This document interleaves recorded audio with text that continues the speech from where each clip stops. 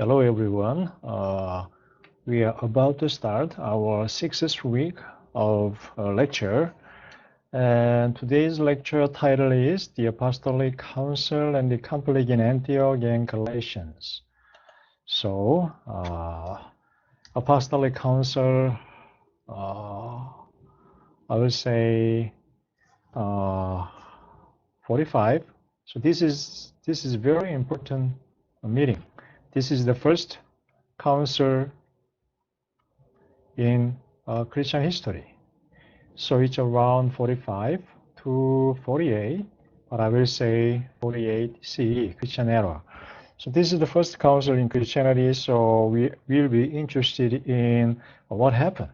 What was the issue? What was the issue that prompted the Christians to meet together in apostolic council? Obviously in Jerusalem, right? So that's what we will discuss. And then right after the apostolic council, here they reach a kind of reconciliation, I will say. They kind of meet a reconciliation between Paul and 12 apostles in Jerusalem. However, right after the apostolic council, something happens in Antioch. The conflict in Antioch. Antioch was the second largest city, and the church in Antioch was the center for Gentile mission. That's what we discussed. And then, right after Antioch, so it's about 48, 49, I will say. And then Galatians. When Galatians was written around 53 or 4, Paul is reminding. Paul finds that the situation in Galatia is similar to that in Antioch. So in Galatians, he reminds his Galatian disciples, Galatian church, of what happened in Antioch. And what happened in Antioch is described by Paul in terms of the breaking of what they agreed in the apostolic council. So probably I will say agreement. So the first period of Paul's mission, and Paul's mission started in Antioch. There are no direct attestations for the first period of Paul's missionary activity before the apostolic council in Jerusalem. So we do not have a good direct. Paul does not mention his direct. Paul does not make his direct attestation of his first period of his missionary activity, but we have that in Acts actually.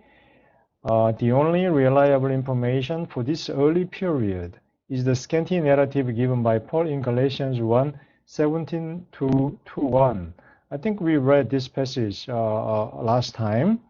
What Paul says is that he spent 3 years in right after the Damascus event. He spent 3 years in Arabia, and then he came back to Damascus, and then he went to Jerusalem. Then he came to Antioch, and then first missionary activity. So obviously Antioch was the center for Paul's mission.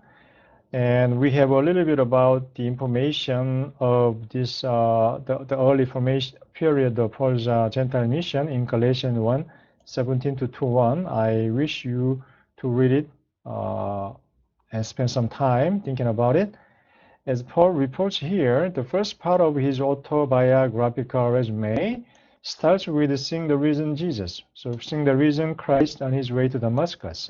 So obviously, this is the what we call Paul's conversion. That's what he experienced in Damascus, plus conversion, meaning conversion from Jewish Christianity, Pharisaic Christianity, Pharisaic Judaism to Messianic Judaism, which will turn out to be a Christianity later. And then he gets calling as well in this event. The calling is Jesus wanted him to go to the Gentile world to proclaim the gospel. So his calling was gospel, proclaiming the gospel among the Gentiles. And this was the first phase of his career as an apostle. After encountering the risen Christ and having been commissioned by him, Paul went to Arabia, that is the kingdom of Nabatea. This mission in Arabia must have been among Gentiles, not Jews. We may infer that Paul did not initiate this mission, but joined a venture already begun by the Damascus church. So what we conjecture is that the kingdom of Nabatea, the Arabia, somehow Damascus church was engaged in this mission, the mission in Arabia, and obviously Paul joined rather than Paul initiated or studied this Gentile mission. If you read Acts 9, Paul converts there, and then he starts, proclaiming that Jesus is the Messiah, and obviously we can say that he immediately engaged himself in the Gentile mission. Obviously, probably he joined the venture already begun by the Damascus church, which he wants to try to destroy, but obviously he joined right after his conversion through Ananias. If Paul had persecuted the Damascus Christians because of their disregard for the Torah, and Paul joined their missionary movement among the Gentiles, then the Arabian converts by Paul must not have submitted to Torah. We can conjecture that we can easily conjecture that one of the major reasons Paul wanted to persecute the Damascus Christians was because they disregarded for the Torah. And if Paul joined after his Damascus experience, these Damascus Christians, then we can easily say that Paul started not requiring the Torah, the law, for the Gentiles. So the Arabian converts that Paul initiated, probably they have not submitted to Torah either, or circumcision. The Jerusalem church, however, must have looked at this enterprise with uncertainty or even disapproval.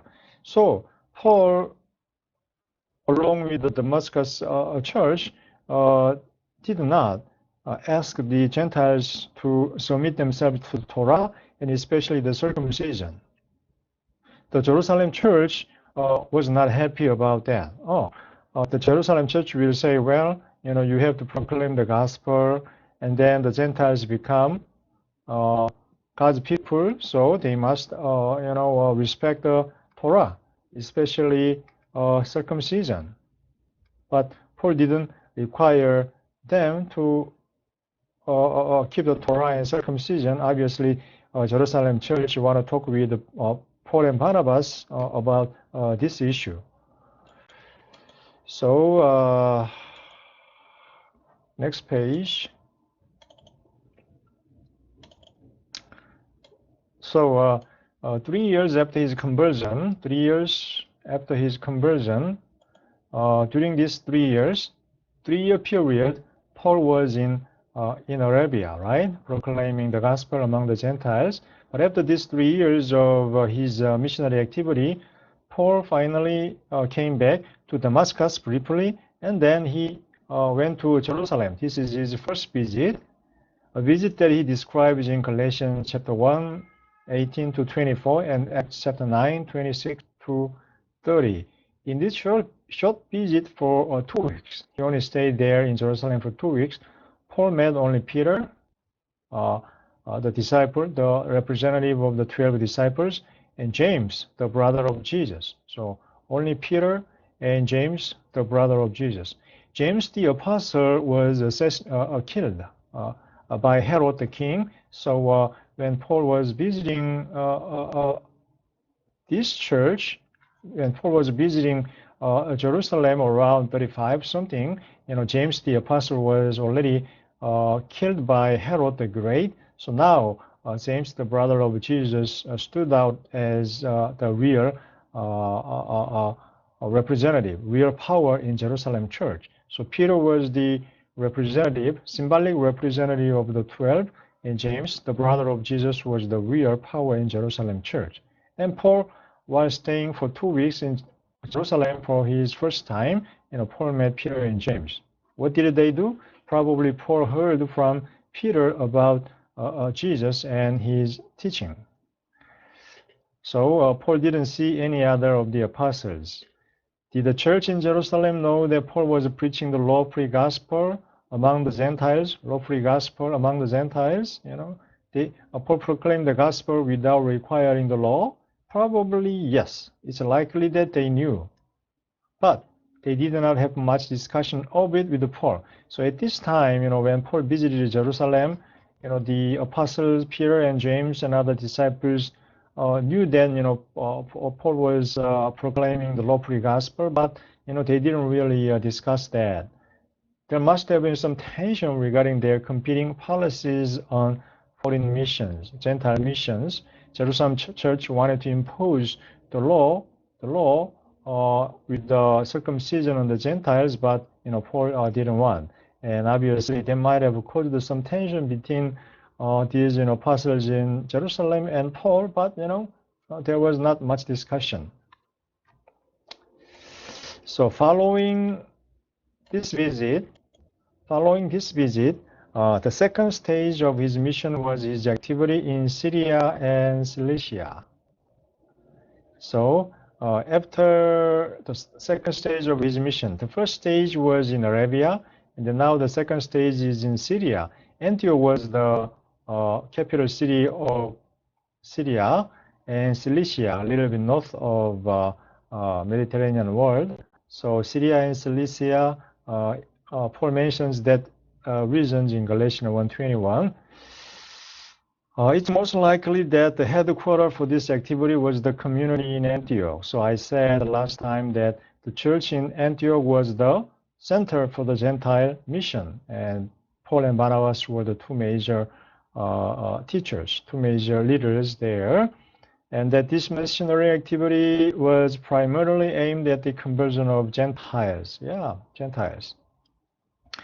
At the end of this rather long period, 14 years have passed. So after 35, 33, 34, 35, Paul has been engaged in missionary activity in Syria and Cilicia for 15 years. So it's around 40. If you add 14 to this, then it'll be like that. So I will say around 48. Paul went to Jerusalem again. So this is Paul's second visit to Jerusalem, together with Barnabas and Titus. Titus was an uncircumcised Gentile, as you can read in Galatians 2:1-3. He was an uncircumcised Gentile, but Paul obviously didn't want him to circumcise him at all. So the brothers from Jerusalem were questioning Paul and Barnabas and the Antioch church about the law-free gospel that they proclaimed in the Syria and Cilicia area. So the disciples and apostles want to talk with Paul and Barnabas about this law-free gospel. So finally, apostolic council in Jerusalem occurs. So this is the first council in Christian history. So apostolic council in Jerusalem, this is the first council in Christian history, happened around 47 to 49, so I will say 48. And the issue was about the law-free gospel among the Gentiles, especially without circumcision. So obviously, there is a reason that Paul brings Titus with him and Barnabas to Jerusalem. So the apostolic council concludes the first period of Paul's mission, Paul's first Gentile mission, and is followed the second stage of his mission, during which all of his extant letters are written. So Paul's first missionary activity and second missionary activity, in between there is apostolic council in Jerusalem. So this mission he did in Syria and Cilicia. A second missionary journey, he will go to Asia Minor and Greece. And all his letters were written in this time period. very important time period. And something happened here. Something happened here, right at the Apostolic Council in Jerusalem, right before his second missionary activity. That is what we call Antioch incident. Antioch incident. So let's discuss Antioch incident a little bit more in detail. So, oh, yeah, actually, Antioch incident, that's here. But before discussing Antioch incident, why don't we discuss, what happened in Jerusalem Council a little bit more in detail? So the Apostolic Council in Jerusalem, the first council in around 48 CE. So what was the issue and what was the agreement between them and who were engaged in this council? When Paul came to Jerusalem the second time, after 14 years, the mission to Syria and Cilicia had been carried out successfully. So Paul's first Gentile mission went well. It was very successful, and the churches in Asia Minor, actually Syria and Cilicia, become thriving. Paul names his main collaborator Barnabas, a Jewish Christian like himself. You know that according to Acts, Barnabas was a Paul's Christian mentor actually. According to Acts 4, during the Pentecostal event, Barnabas sold all his property and then brought them in front of the apostles, and obviously Barnabas' property was shared by all the disciples in Jerusalem. So he was known for his generosity. And Barnabas, when he came to Antioch, Paul went to Arabia for 3 years, and then he came back to Damascus church, and then he came back to his hometown, Tarsus. But when Barnabas came to Antioch, Barnabas looked for him, and then found him in Tarsus and brought Paul back to Antioch. And from that time on, Barnabas and Paul were colleagues and co-missionaries and leaders in the Antioch church. So Barnabas was a very important part of Paul's life. The Jerusalem church had sent him to Antioch, where he became the leading figure among the Jewish Christians from Phoenicia, Cyprus, and Syria and Cilicia. He went to Tarsus, the hometown city of Paul, looking for Paul, and then he brought him back to Antioch. We have that account in Acts 11, 25, 26. In Antioch, the name Christian first came into use, Acts 11, 26. So Christian means followers of Christ.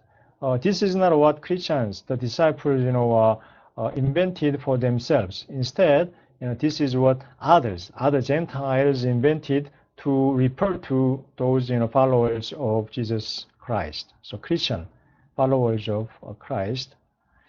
Barnabas and Paul were sent out together on a missionary campaign. So according to Acts 13, 1 to 3, while the disciples were fasting and praying, the Holy Spirit commanded the disciples to appoint Paul and Barnabas as two church leaders in Antioch, and then obviously they were very active on a missionary campaign, which turned out to be very successful.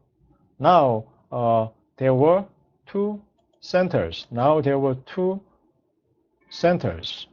Jerusalem Church and Antioch Church in early Christianity. Jerusalem Church was for Jews, and Antioch Church was for Gentiles. Two major churches in early Christianity. So Jerusalem Church, Antioch Church. And 12 apostles with James were the leaders, but here in Antioch, Barnabas and Paul were two main figures to two main important figures. Okay. All right. Why don't we take a quick 10-minute break, and then let's resume our lecture about the Apostolic Council in Jerusalem. Okay. I'll see you guys in a minute.